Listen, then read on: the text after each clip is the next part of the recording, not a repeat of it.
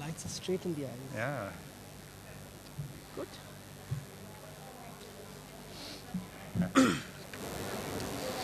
Go ahead. Start. Namaskar and good evening. I have the distinct honor of introducing a distinguished panel gathered here to discuss the topic of a book on its way to becoming a classic called India, a Sacred Geography. The author, Professor Diana Eck, needs no introduction to students of India and Hinduism.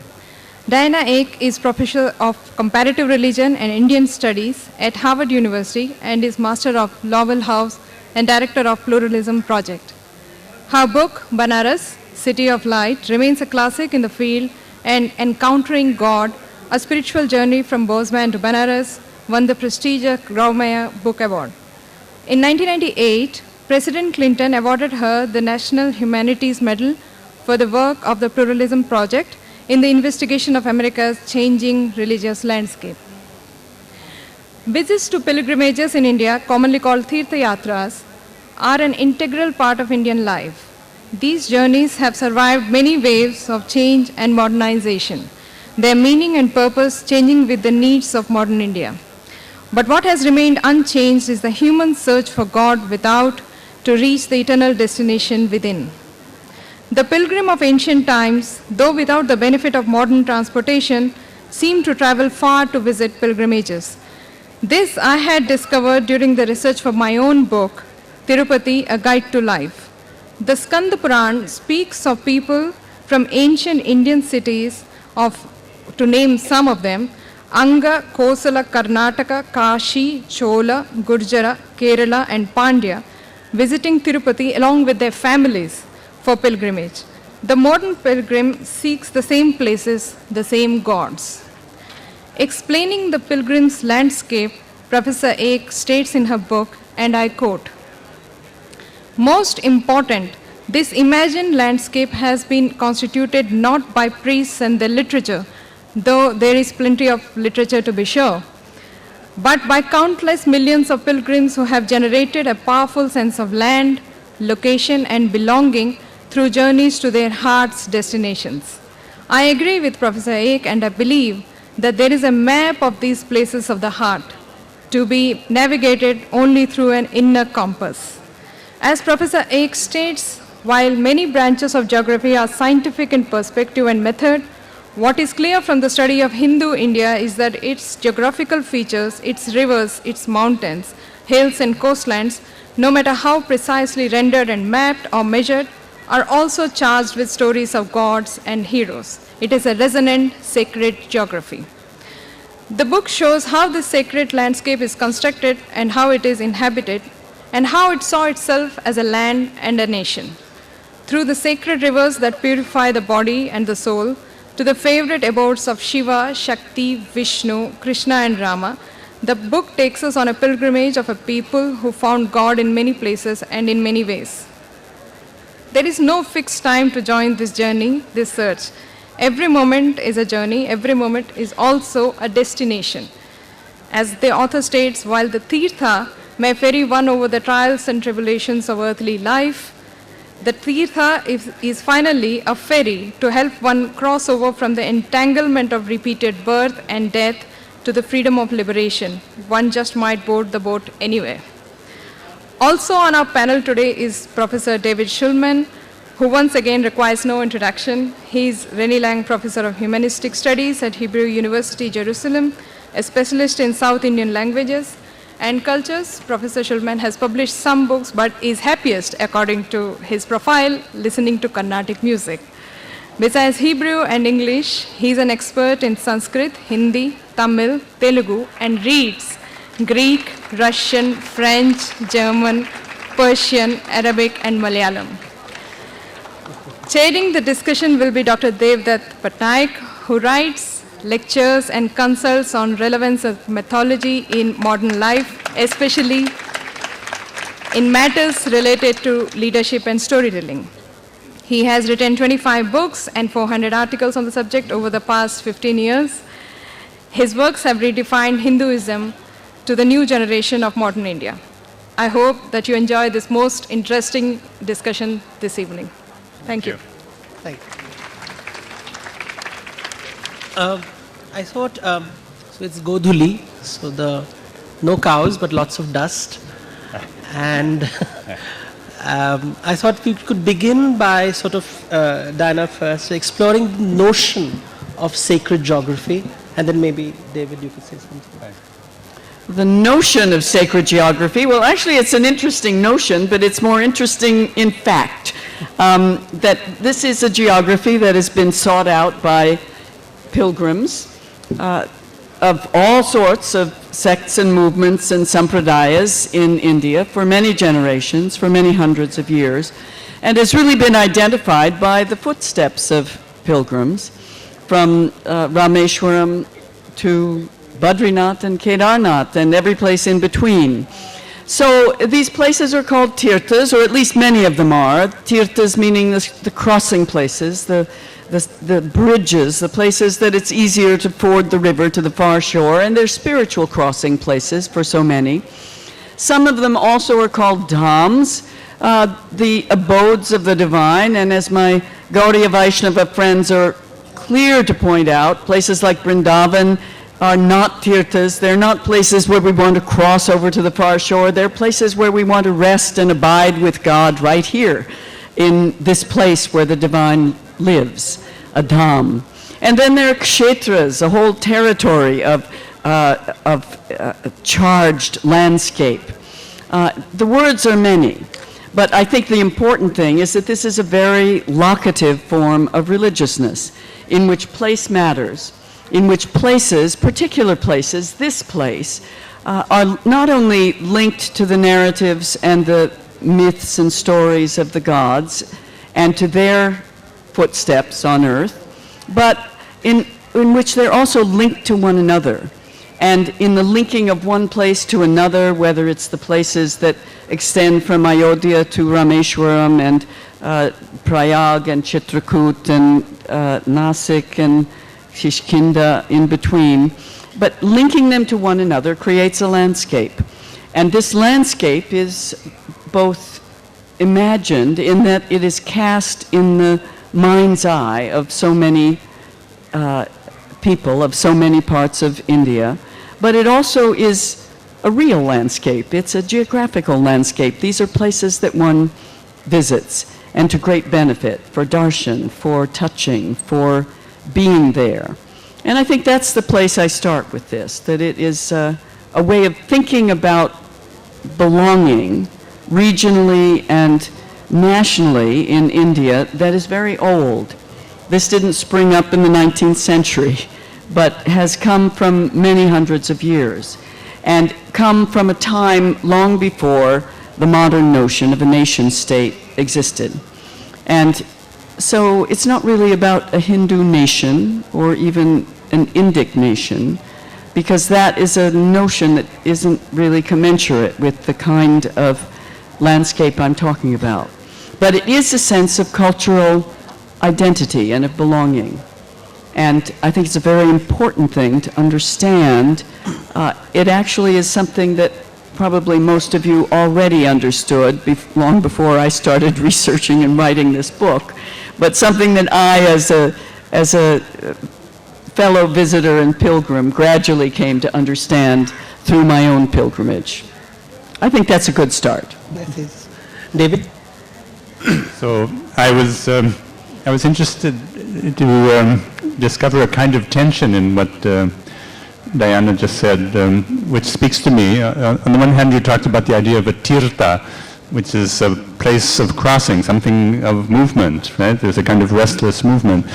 And then you mentioned the dham, where there's a kind of rest or resting, restfulness, you know. I was thinking about my own experience. I've spent much of my life actually moving from temple to temple, mostly in South India, not only. And I have to say that the places that most moved me, there are many of such places, they were rarely places where I felt at peace. I know in a way one is supposed to feel at peace in a temple. That's the kind of idealized image we have. Of course, sometimes it's quite true. Even the gods themselves, they say that Venkateshwara Tirupati, I mean, he came to Tirupati because Lakshmi, his wife, had left him in a huff because he had allowed her to become insulted, and he was in a rather terrible state until he came to Tirupati. Suddenly he felt a certain kind of peacefulness take over, so he stayed there. He actually rented a room from himself, his elder brother. But actually, as far as I'm concerned, I have to say that I don't usually find temples restful places. I find them places of tremendous kind of internal movement, a kind of turbulence, a kind of dehabituation, as if my kind of normal way of thinking and seeing were being jiggled up a little bit, shaken to some extent. And I think part of that has to do with the fact that these tirthas, these temples, holy places, they have, I think, on principle, a kind of unfinished quality about them. First of all, they're almost always some kind of organic living entity. They're growing as if they were a living being. And like other living beings, they have certain kinds of themes, you might say, that occupy them, things that interest them and demand some kind of response, as if they were exploring these themes. I've never been to a temple which did not have something like that, some thematic focus, as if you could read the place almost, if you know how to read it, as if it were a text, or as if you could talk to it as if it were a living being.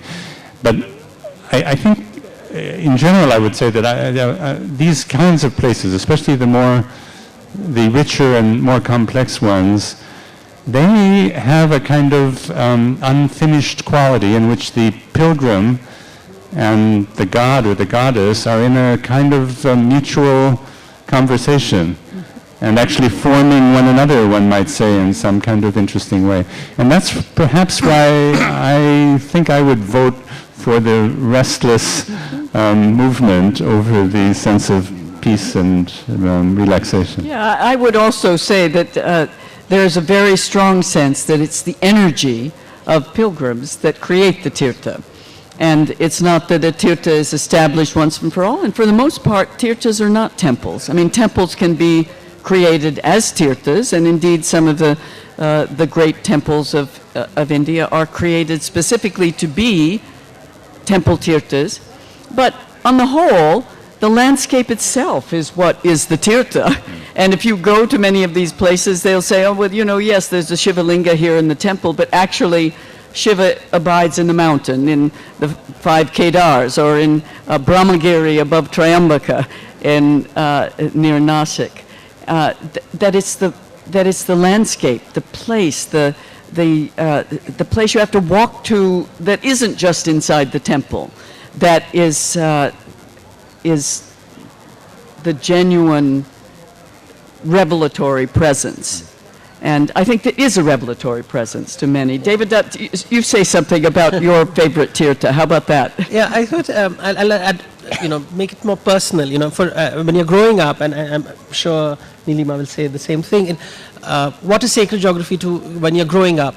It's a place where you go to visit the gods. So if you're in Bombay, you go to Banganga, because that's where Ram shot his arrow, and you live that. Or you go to visit Ganesha in his temple, or since I'm from Odisha, I will go to Puri, Jagannath Puri, and with my mother I will go to Kashi. So you travel, that's the reason to travel. So some people travel to Disneyland, and we travel to Tirthas, and we, you meet the gods, and on the way you spend time with your family, you talk about the stories, you hear the songs, you eat the food in the temple, the way it is served. So in Puri temple is about eating. You only eat. That's the purpose of going there. And you don't get that dal anywhere else. You have to, it's like a restaurant. And where you have to eat it in broken clay pots, because then your family tells you that to remind you to stay humble. And you will eat broken clay pots, and for example, when you're eating, so look at how the values are being bad. The place will not be cleaned, because how can you clean the food of God? It's all the time clean. So if I eat from the same plate, someone else will eat, and then someone else will eat, because it is sacred. And for me, that's the pilgrimage, because that's how I learnt values. You travel to a holy place, or you travel to a mountain or a cave, you walk for a long time and you hear these blaring sounds from Bollywood and people shouting, and you realize the God is deaf, and because you have to say zor se bolo, because because clearly she can't hear. And, the other day, morning gentleman talked about cochlear implants. So, but, the gods become personal. You go to visit them, you know what they eat, they know what they dress, you know what flowers they like. You go to the shops, and I think then they become part of your being, whether it's not doctrinal, it is through the practice of travel that the gods enter your lives. Their stories enter your lives, their values, the ideas, the complexities, the curses, the boons, the emotions, all that comes into your life in a very, through travel, sacred tourism. But should I say something? yes. Actually, one of the great advantages, it seems to me, in geography like this, like what we're speaking about, is that unlike the Aristotelian notion, which is so profoundly rooted in Western religions, the notion that the godness is always going to have the same kind of even texture, so that God will always be the same, always omnipotent and always omniscient and all these other, always good and all of those kinds of things. In this kind of geography, the assumption is that God has very uneven textures, that he or she is different from place to place, like any living being. We are far from even in our textures. That means that the god or the goddess will have a particularly favorite food, as you said, and a particular kind of music, and will do different things at different times of day. There are even temples, many temples, where the god or goddess changes identity in the course of a single day. Begins life in the morning as someone and changes to somebody else at noon, and by evening is somebody else entirely, exactly like people that I know, including myself. I mean, that's, I think, the great beauty of this, the notion that there's always something highly specific about every single such place that one goes to. There's also a very subtle quality about it. I was thinking, when Diana was talking at the beginning, that this is, just as one has a kind of hidden yogic physiology, the sukshma sharira, which is invisible, you can't see it, no doctor or surgeon would ever be able to actually, see or reveal the chakras of energy. So there is this kind of sukshma geography, which in a way is the real geography of India, more real than any, Google Maps. I know they were in the Google tent, but nonetheless, despite that, I think the real geography is this subtle geography, which is a kind of moving, changing, growing, subtle, and often invisible geography. I'd like to hear Neelima talk about the guide to life, because your book, Tirupati, A Guide to Life, that is a pretty impressive title. And of course, for many people, no matter what part of India you come from, Tirupati has a kind of charge that is magnetic and very attractive, and is also perhaps representative of the ways in which going on pilgrimage is not something that has somehow fallen out of favor the more modern India has become. Indeed, quite the opposite. People go in greater and greater numbers. 50,000 a day, perhaps, is what they estimate, stand for that quick darshan in front of Balaji. So say a little bit about your experience with that. It's been quite special, and Hold the mic close. And what I believe is that I think the more modern we become, I think the more points of reference we need like these. I also wanted to say something about pilgrimages and the idea of pilgrimages. Mike, hold it close. Okay. Yeah, there you go. Yeah. All right, thanks. I think that these are the places where pilgrims actually find a points of reference for their devotion. It becomes tangible. For instance, there are 5 different idols in Tirupati. And obviously the main idol, which is very famous with that beautiful gentle smile, the knowing smile, which really talks to, a pilgrim, that cannot be moved, and that cannot be moved outside the temple or even outside where it is placed. But for the purpose of ceremonies, for the purpose of celebrations, there have been idols created. Now, why did they need so many idols? There was a main idol they could have worshipped. that was because if you want to offer food or offer prayer or worship or take the idol outside the temple on a yatra, you needed different idols for that. And what was the need for doing these things? I think that's where a pilgrim feels that they have connected with God, with that kind of worship. And I agree with what David was saying, that there is an evolution of a story in a temple. Because I think the pilgrim story is also evolving. All our stories are evolving. So whether we are going through any phase of life, what we take to the temple is a story which is going on. And we want God to sort of interfere or help us intervene in a positive way to change that. So I think that's very important with Tirupati, and that's the reason for the increasing numbers, despite the fact that a lot of people can see the temple on TV also these days. Most of the inside pujas can be seen on TV. Most of the sevas which happen, seva is a worship, as a special worship at the temple, can be done online. Despite that, there are a lot of pilgrims and the numbers are growing, and that I believe is the reason. And also, there's an interesting thing about Tirupati which I felt personally after going there many times during the research of the book and even before. I think there is a quality about this particular pilgrimage and this particular God which is also modern. It doesn't bind you into a ritual or a ceremony or a vrata or a thing which you have to do. In fact, it's the Skanda Puran, which is where I take most of the stories about Tirupati, states that even if you look in the direction of where the temple is and remember the name, that's enough. If you are not able to travel there, which a lot of people can't, you have almost got the benefit of traveling and being at the temple and worshipping God. I think that to me is quite modern. Well, it might be modern, but on the other hand, one of the oldest things that they often say about various places of power, whether Devi or Shiva or whatnot, is that yes, you can go there, and wonderful to go there. You'll get a lot of Puranic advertisements to go there in the form of the Mahatmyas, stories of the great things that have happened to people who have gone there. On the other hand, if you can't go, you could go to a place very nearby. Right. You could go by remembering that place. Mm-hmm. You could go by saying the name and the intention of it.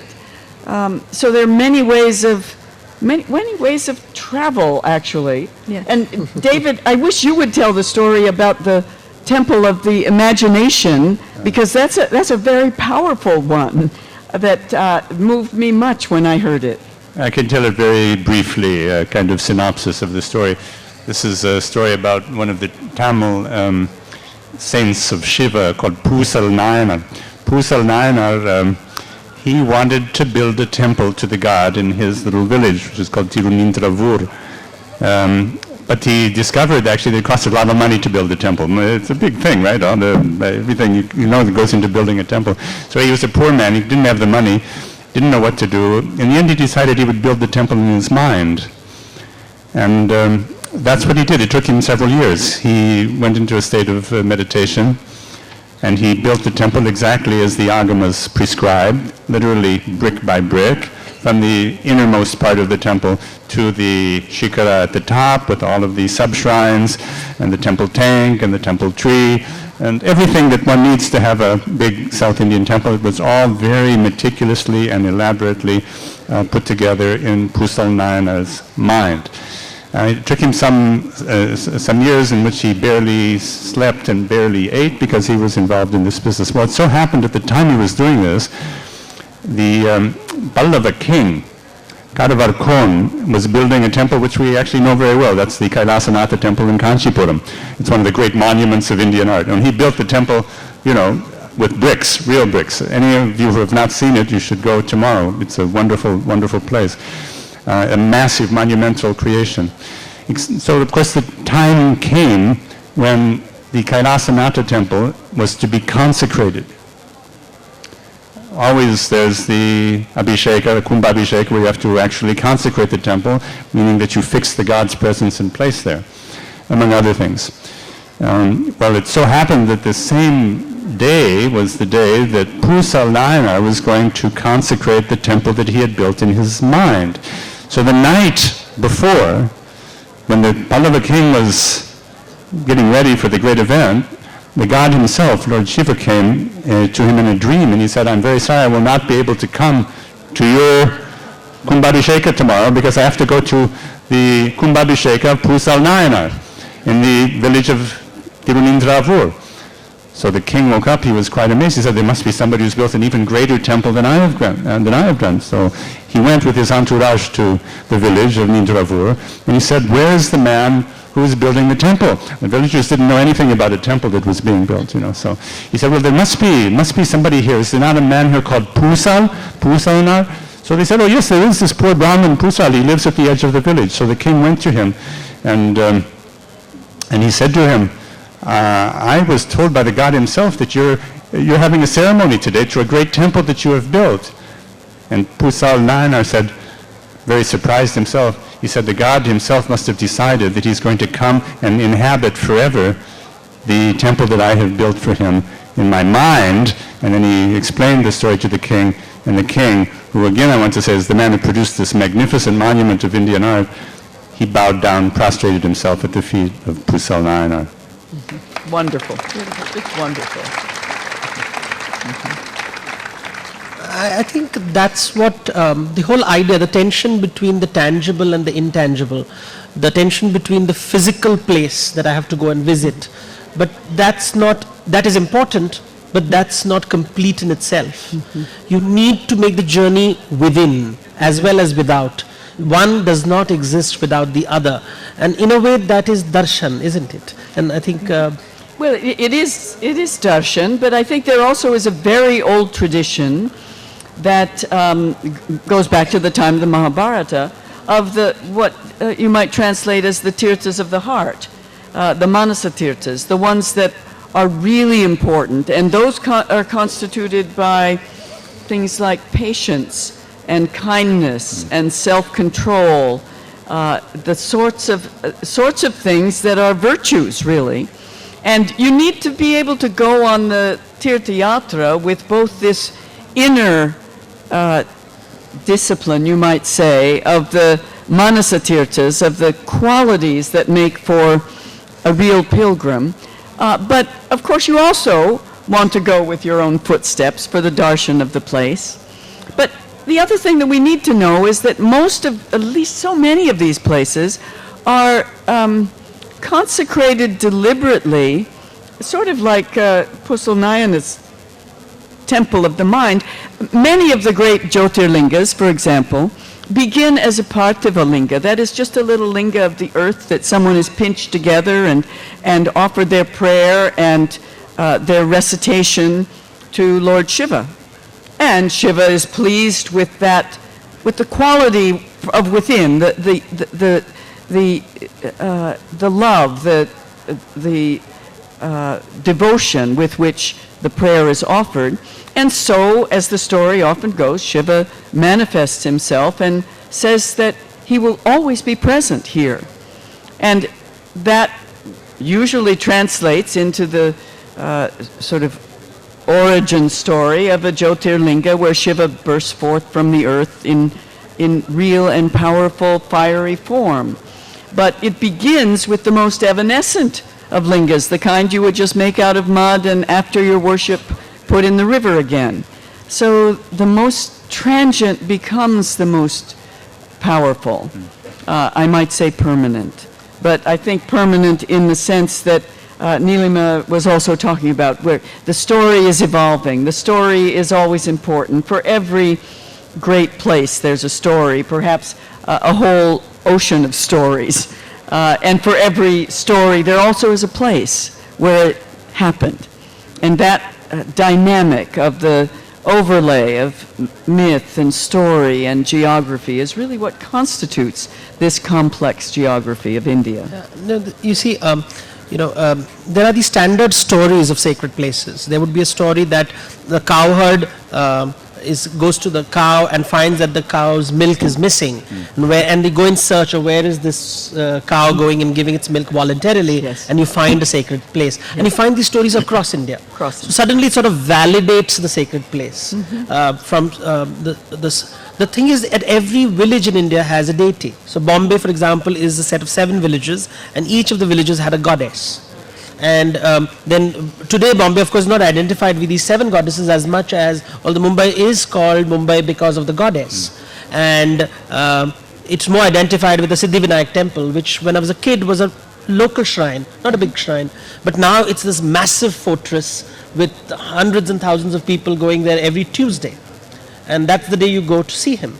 And so you see this evolution of pilgrim spots coming. But every place is sacred. So if I come to Jaipur, there would be a Ishta Devata or a Grama Devata of Jaipur. If I go to any city in India, any village, there will be a deity which owns that place. And sometimes the deity becomes larger. So the Tirupati could have perhaps begun as the local deity, and then suddenly it becomes pan-Indian, and then maybe at least regional. The Kshetra becomes important, and after some time it becomes, in this age of internet, suddenly it becomes national and international, and suddenly the gods transform. So you see the shift from sand to permanent form, the rise and the fall of the gods. They come, they go, the pilgrims' gods, and it's an organic thing. And there's no place that you see it more organically than at the Kumbh Mela, where I've just been for 5 days, where in fact that whatever that place is revealed pretty much in the fall of the rivers along about October, so that the delta between the Ganga and the Yamuna and the confluence of Ganga, Yamuna, and Saraswati is revealed. But here you see what this charged geography really means, which is not a temple. There's no temple at Prayag that represents that Sangam, but is the coming together of the rivers. Maybe I was reminded of a beautiful thing that the German poet Rilke said. He said there are always 3 generations. There's the first generation which finds God. There's the second generation which builds huge stone edifices on top of him and binds him in chains.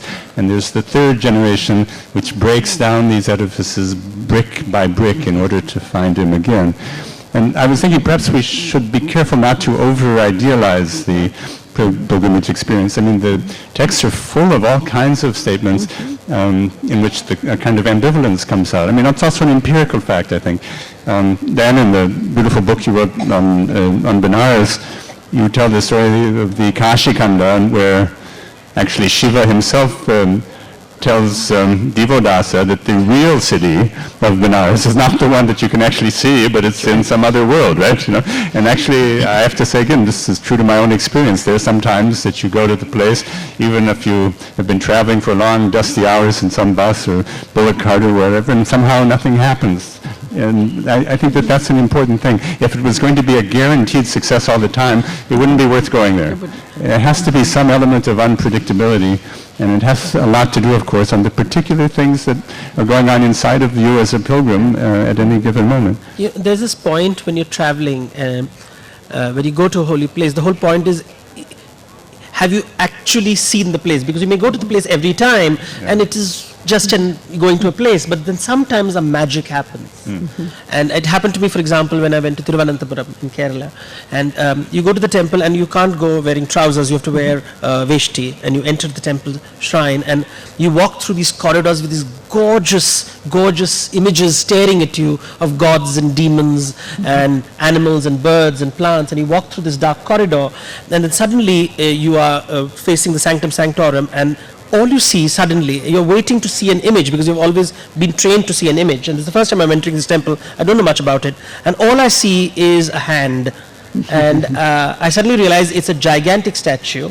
And it's lying, it's Vishnu sleeping. And the doorway is only showing me the upper part of the image.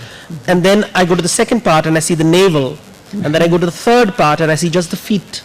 And then I look at the priest and he says, well, you can't see infinity in one glance, can you? That's right.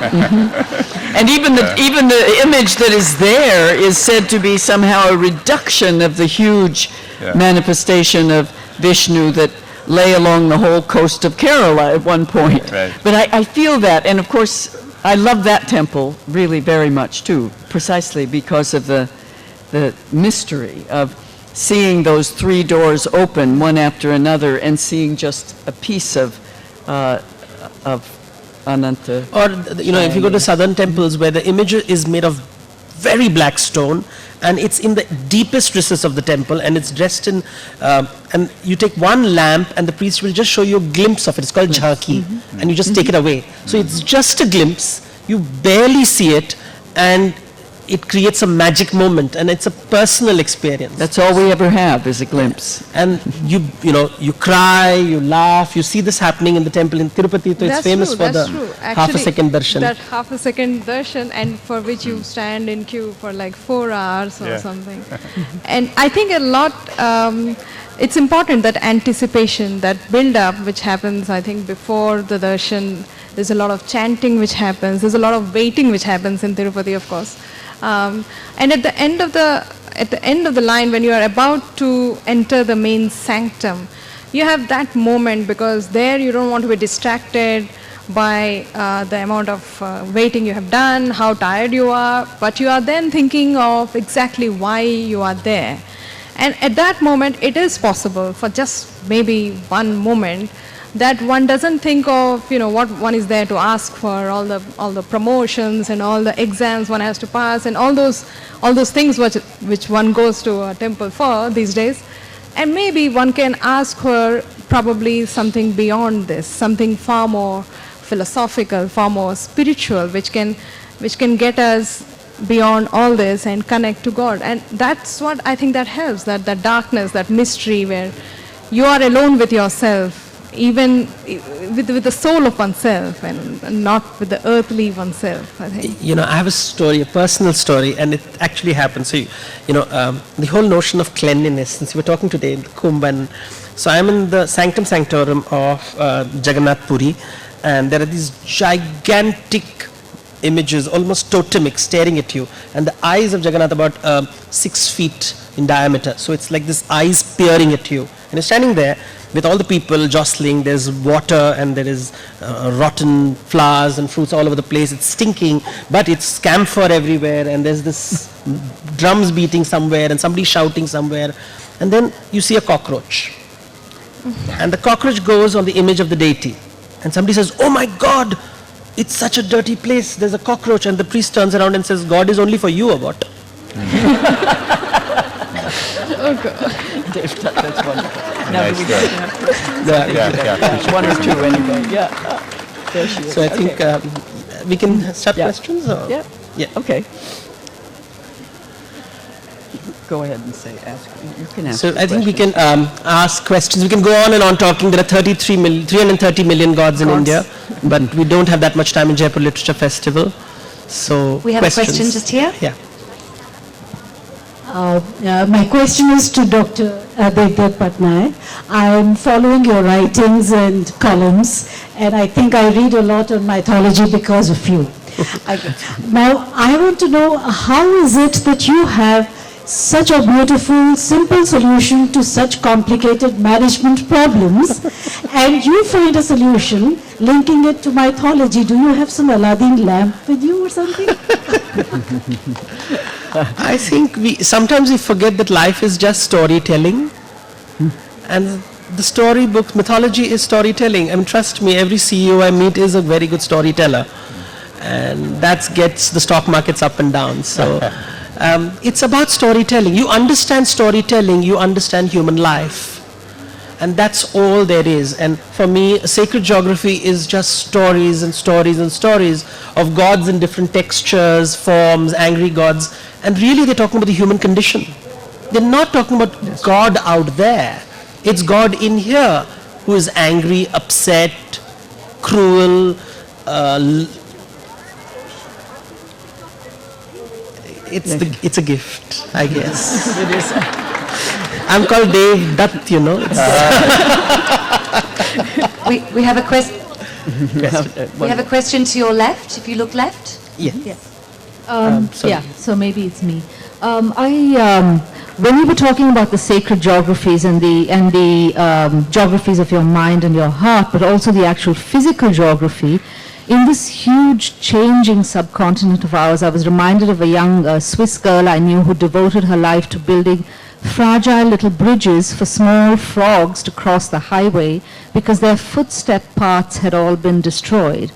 And I have faith that somehow in, our societies are such that humankind does find their paths eventually, hopefully. But all the same, when talking about these ancient sacred geographies, I'm sometimes lost when we think about the huge physical transitions and the psychological transitions that society is going through in India. So I wondered if anybody had any words of wisdom or comments to shed upon that. Well, I mean, that's such a good question, and I think many people might feel the same way you do. Is it all lost or in the process of becoming lost? I mean, there's so much that threatens the rivers of India. Let's just use that as an example. At the Kumbh, there was an emphasis this year on the green Kumbh, a real sense that there needs to be a green movement in pilgrimage because so much can be lost, whether it's the huge trash that is piled up in Shabarimala, or whether it's the pollution of the Ganga and the Yamuna, or whether it's the damming of the Narmada, where one of the great pilgrimages in India has long been the circumambulation of that river. So what do all of these things mean for pilgrimage traffic? The melting of the glaciers, for example. How is all of this going to change things? And I think that there's still the will and the devotion that brings people to these holy places for all the many reasons that they come, whether it's to have darshan of the gods or to have darshan of the sadhus and the rishis who are there, or of the landscape itself. But there also is a need to be very conscious of the kinds of changes that are taking place because of the world we live in. And there is a kind of green yatra movement, this is probably just part of your question, that would address the ways in which all of the people who are energized by pilgrimage might also be energized by an attention to the very sacred landscape that they travel to and that they travel through. I don't think the will to pilgrimage is lost, but I think there is much that is threatened by the world that we live in today. Actually, it seems to me that pilgrimage, to use the big term for it, pilgrimage is thriving as never before. I'm in India, I'm surrounded by people who are constantly lamenting the fact that India is changing and things are being lost and the civilization is being washed away. It's a kind of cliche of the academic world, actually. And not only the academic world, one often hears it. But I have to say, I spent quite a lot of my time living in rather small, remote places in South India. And I don't see that things are being lost, to tell you the truth. I think that the critical domain of ritual life, the rituals of the family, the home, the neighborhood, and then wider communities, these are entirely intact in my experience. And pilgrimage is another wonderful example of that. It's true that there are all kinds of, dangers and there are certain things that are threatened, but on the whole, I have a much more optimistic view of the way India is developing, at least in that way, and the integrity of the civilization than the kinds of things I very often hear around myself. Mm-hmm. There is allegedly a 3,000-year-old Sumerian tablet which says in the cuneiform script that the kings have become corrupt, children don't obey their parents, the world is going to come to an end tomorrow. Yeah. So I think we all believe that in our lifetime the world is going to come to an end. It doesn't happen. I'm sorry, it really doesn't. We have a lot of questions, but one over here to your right, to the panel. Good evening, and thank you so much for sharing with us. My name's Laura, and I write for the Untravel section of a Bangalore-based publication called The Alternative. And we talk about rethinking and reimagining travel as a relationship-based practice. And what you said about sacred tourism I found very interesting, because an article I read said that pilgrimage was the original ecotourism. And I was wondering if you could offer some insight for us on what conventional tourists or conventional travelers can learn from pilgrimage and the systems around it. There certainly is a lot of, I don't know that pilgrimage is the original ecotourism, but it is a form of what we might now call ecotourism. The only thing is that pilgrimage is really based around the yearning for darshan. And, you know, in most there isn't any darshan to be had, really, at Disneyland, or perhaps even at the Taj. I mean, in that sense, there is something to be seen and perhaps something illuminating, but it really is about going to the places where one yearns to see. And darshan is a kind of holy seeing that is not just about the clicking of the camera. So we need to think about that. What is darshan? What is it to really see? And I think it involves a kind of introspection as well as yearning for that glimpse of Balaji or of whatever place that one glimpses so evanescently and yet powerfully. I just wanted to add that there is an interesting reference to trees and preserving trees in Skanda Puran, where the god actually says that to a devotee that you should never cut a particular tree, the champaka tree, because it's my favorite tree and I am going to reside in that tree. That's my favorite tree. Which is why one of the paths around the temple is still called the Sampangi corridor, the corridor named after that particular tree.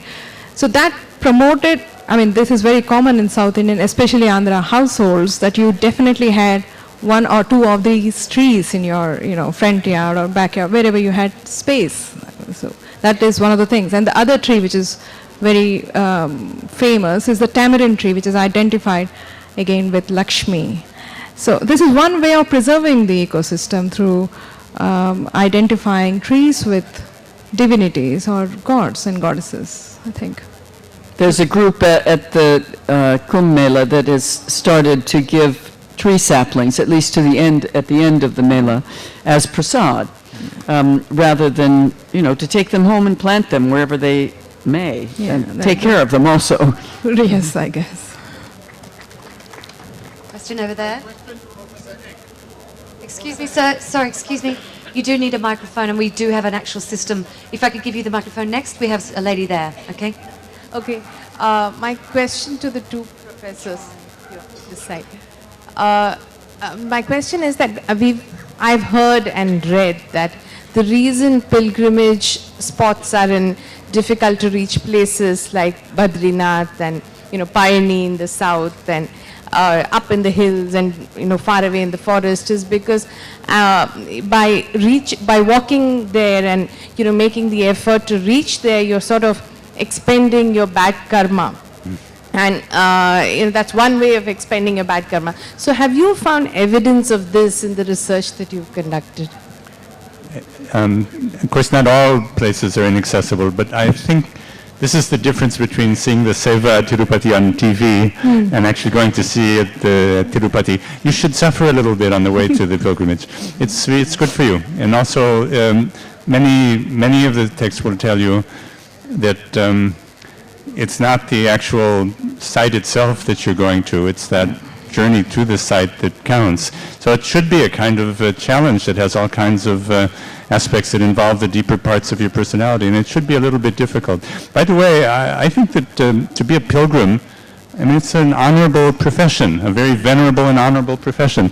I come to India often, I come as a tourist, but I have to sign in at a hotel or something like that and fill in my passport details, and it always says purpose of visit. And normally I say pilgrimage, which is true. That is why I come to India, actually. Okay, we're trying to get to everybody. Please be patient. This lady's next. This is for the entire panel. I have a couple of observations, and I want you to respond to that. Okay, one observation. Sacred geographies. Don't we in every century discover sacred geographies and invest it with our faith? It's rather not being out there, which we are going to look for, what we have in us. Pilgrimages were undertaken at a certain stage in our lives at one point of time. If I'm talking about the Hindu philosophy and the Hindu scriptures, it was a preparation. You got into sannyasa, vanaprastha, and you went to pilgrimages. And so if you saw that one glimpse, you were ready for it, you were preparing for it. And aren't all journeys about that, the search for the Holy Grail? Essentially that, thank you. Well, life is like that. Life is about that, and life is a kind of journey.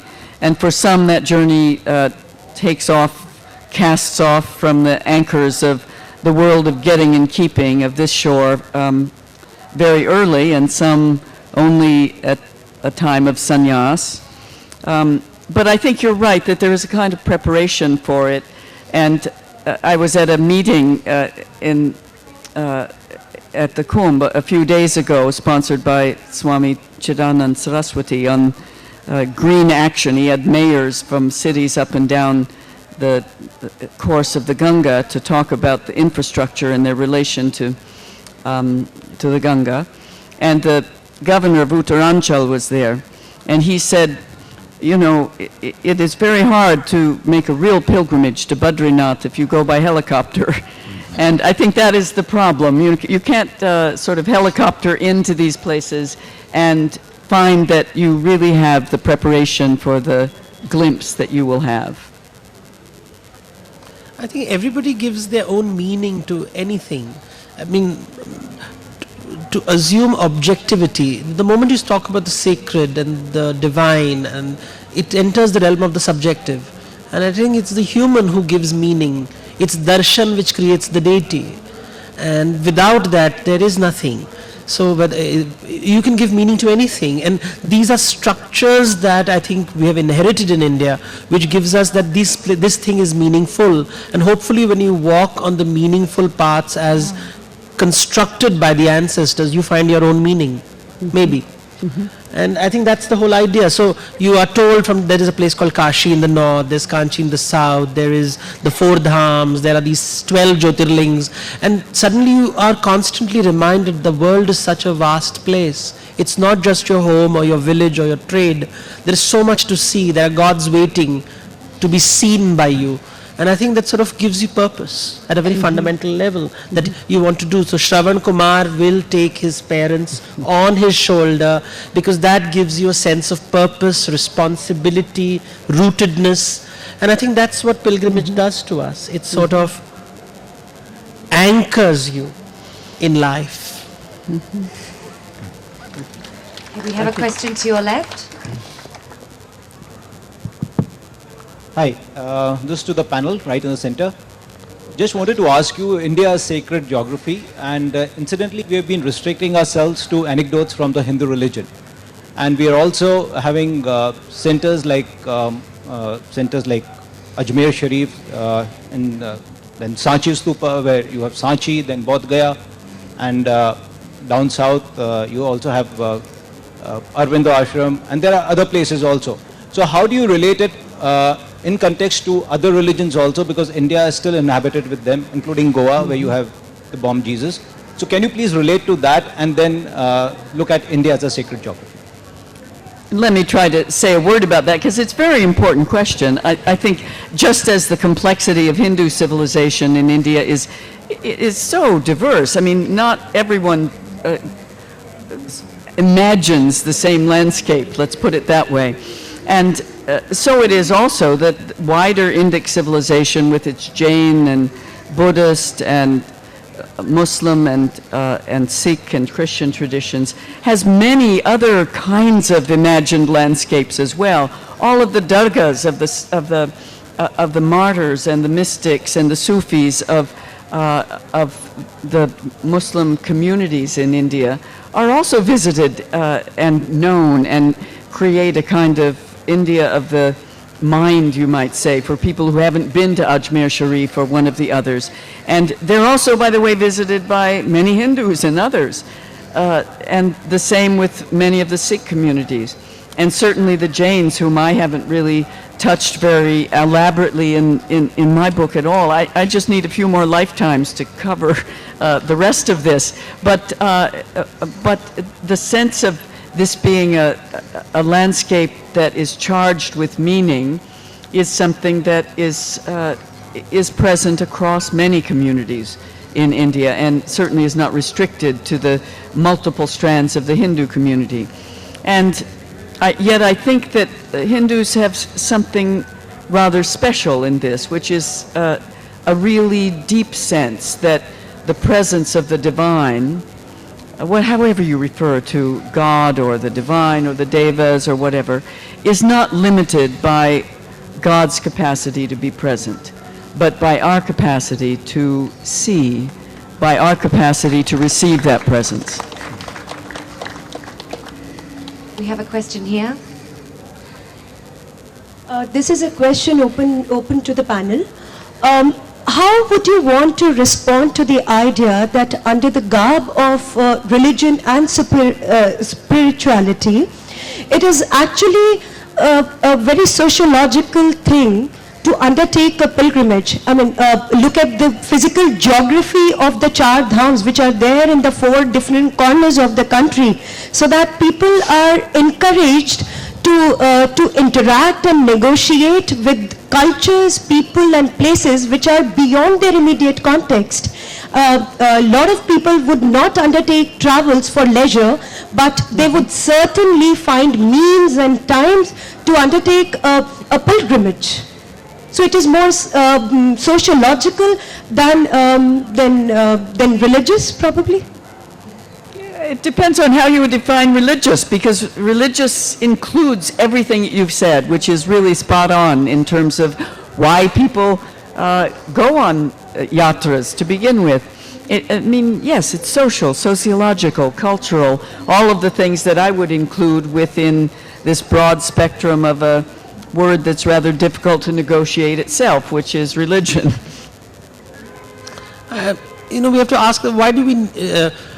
for the person, see, it's the need to intellectualize and rationalize something which is primarily very emotional. I can rationalize that, saying that I go to the temple every Friday because I need my Friday walk. Or I can rationalize anything because then I sound more, I'm modern and smart. But I don't want to rationalize. I want to submit to the irrationality of it. And I enjoy it. And that's why I call myself a mythologist. I think we have to. We've got a few more minutes. We've got a lot more questions, but I do need to let this gentleman ask his. Please be brief, sir. I'm not controlling. She's controlling. My question to Professor Eck. In your first paper on the sacred geography of India and the Rose Apple Island, you do mention, even in Alexandrian times, people had a clear-cut idea of the concept of India and the dimensions of Jambu Dweep. The present-day Chatterati classes seem to be a little fuzzy about it.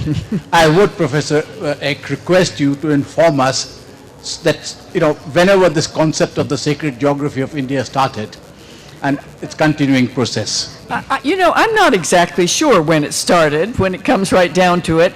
That goes a little bit beyond my area of expertise, but we do know that this sense of the breadth and length of the land of Bharata, whether from the Mahabharata, whether from the sages that Alexander purportedly encountered in his journey in India, crossed the Indus and found people who could describe about how far it was from the mouth of the Indus to the mouth of the Ganga, from the mouth of the Ganga to the tip of southern India and back up to the mouth of the Indus, in whatever measurements there were descriptively in those times. So there was a sense that this was not just a piece of land, but a land that somehow somehow belonged together. Otherwise, why would people have that kind of geographical knowledge? And the geographical knowledge of the ancients, so to speak, was all mixed in with the mythological texts as well. And though we tended to separate those things in some aspects of Greek myth and history and geography, really the Puranas contain a lot of geographical knowledge that has been studied by Indian and European geographers alike. Okay, we have one final question.